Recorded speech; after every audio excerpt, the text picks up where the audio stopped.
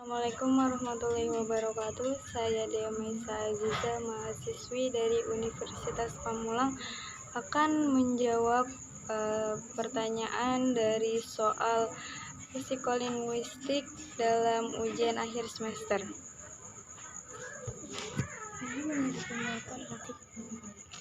Untuk soal yang pertama yaitu posisi psikolinguistik dalam linguistik umum.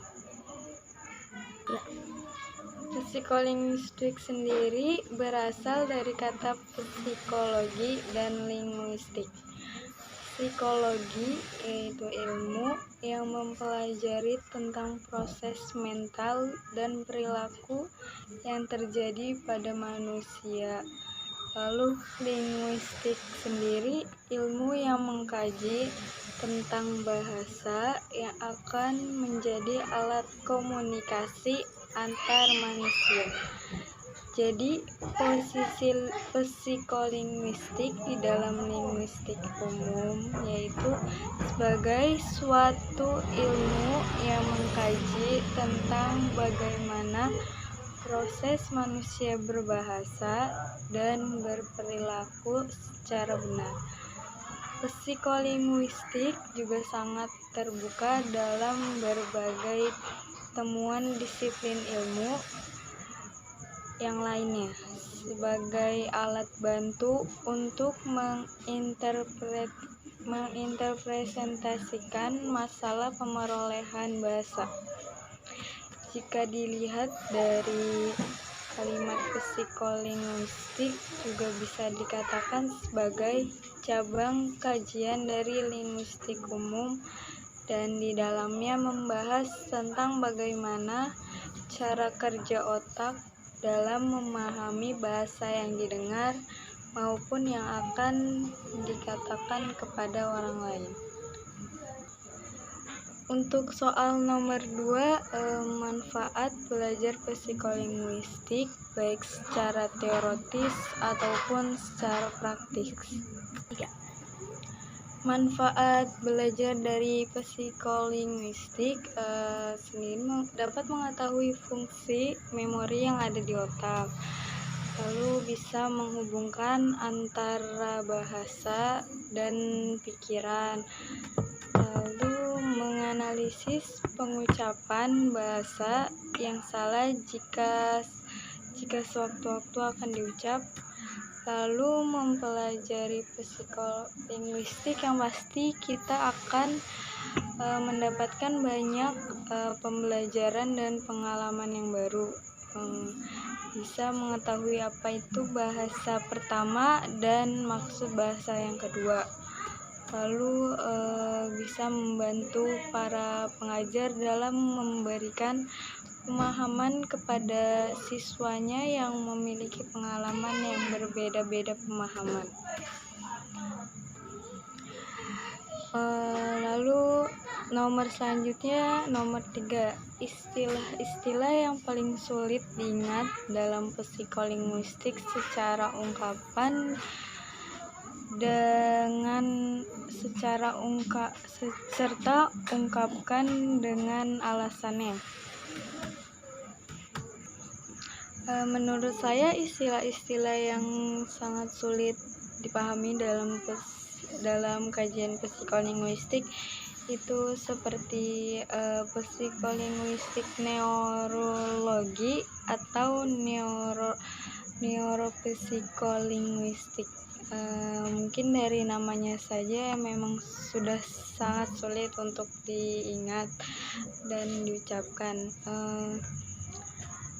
Dalam kajian neuropsikolinguistik membahas tentang struktur biologis otak dalam berbahasa dan cara kerjanya. Dalam hal ini para pakar sang ahli bidang tersebut juga belum bisa menemukan apa yang terjadi dengan input bahasa dan output bahasa yang diprogramkan dan dibentuk di dalam otak. Lalu selanjutnya pertanyaan nomor 4, hal-hal penting apa saja yang perlu dipahami dalam psikolinguistik serta ungkapkan dengan alasannya. Menurut saya, hal yang sangat perlu dipahami dalam kajian psikolinguistik itu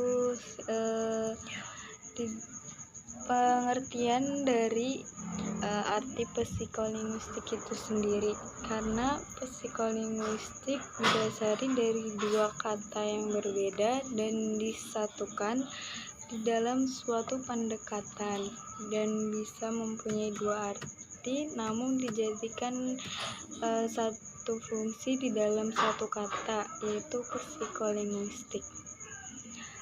Lalu yang paling penting yang harus dipahami yaitu memahami metode-metode yang akan dilakukan di dalam kajian psikolinguistik tersebut.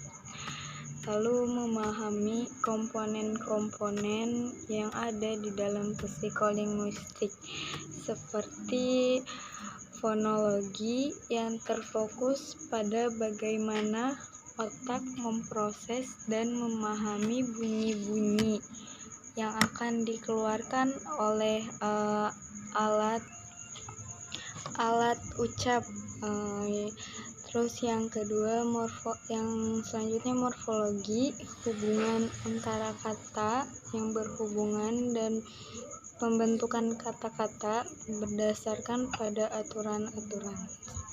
Lalu sintaksis yang mempelajari pola-pola yang menentukan bagaimana kata-kata akan dikombinasikan lalu bisa membentuk suatu kalimat. Lalu berhubungan dengan makna dari kata atau kalimat. Lalu sintaksis berhubungan dengan struktur formal dari kalimat. Semantik berhubungan dengan makna aktual dari kalimat. Pragmatis berhubungan dalam penginterpretasikan makna. Lalu memahami teori mengenai pemerolehan bahasa dan mekanisme di dalam pemerolehan bahasa yang berkaitan juga dengan pikiran seseorang dan berkaitan dengan psikologi.